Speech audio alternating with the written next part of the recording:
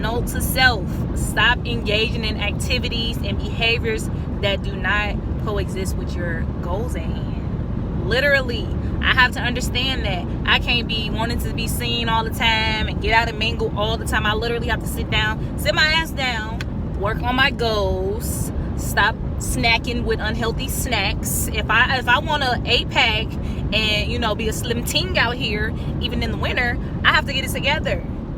And as bad as I love, like y'all know, I love Hennessy, I'm gonna have to take a break. We're gonna have to separate it. What we can't do. And I like gossip as much as the next, but I gotta stop that too, because that negative energy is like almost clouding up my vision. Almost. But all seriousness, what I'm saying is we have to, in order for us to successfully move forward, we definitely need to buckle down, stop letting these distractions get in our way, especially if we're really serious about our goals. Because I don't know about y'all, but I'm tired of working for people. I'm a boss, ready to work for myself. Okay.